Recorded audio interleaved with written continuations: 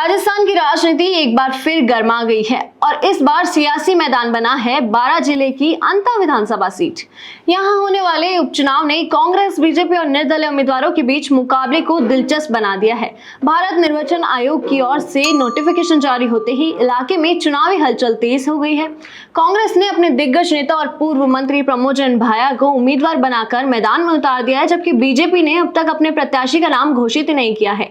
इस बीच कांग्रेस से बागी होकर निकले युवा नेता नरेश मीणा की निर्दलीय एंट्री ने इस मुकाबले को त्रिकोणा बना दिया है। अंता उपचुनाव के लिए नामांकन प्रक्रिया 13 अक्टूबर से शुरू हुई और पहले ही दिन कांग्रेस उम्मीदवार प्रमोद जैन भाया ने शुभ मुहूर्त देखकर रिटर्निंग अधिकारी के समक्ष अपना नामांकन दाखिल किया। सूत्रों के मुताबिक भाया 15 अक्टूबर को कांग्रेस कार्यकर्ताओं की बड़ी रैली के साथ एक और सेट में नामांकन दाखिल करेंगे।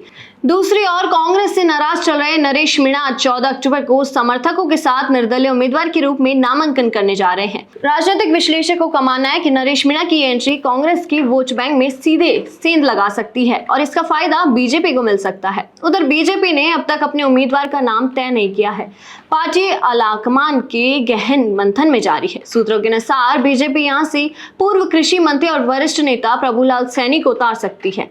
सैनी और भाया के बीच अंता से पहले भी मुकाबले हो चुके हैं और दोनों एक दूसरे को हरा चुके हैं। इसके अलावा पूर्व जिला प्रमुख नंदलाल सुमन का नाम भी पार्टी के अंदरूनी चर्चाओं में शामिल है। अब सबकी नजर इस बात पर है कि बीजेपी कब इस सस्पेंस को खत्म करती है, क्योंकि नामांकन की अंतिम तारीख 21 अक्टूबर है।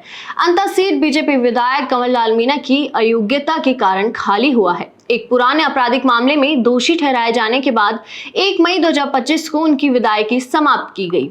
अब ये सीट दोनों प्रमुख दलों के लिए प्रतिष्ठा की लड़ाई बन चुकी है। कांग्रेस के लिए ये सीट पुराने गढ़ को वापस पाने का मौका है, जबकि बीजेपी के लिए अपनी पकड़ बनाए रखने की चुनौती है।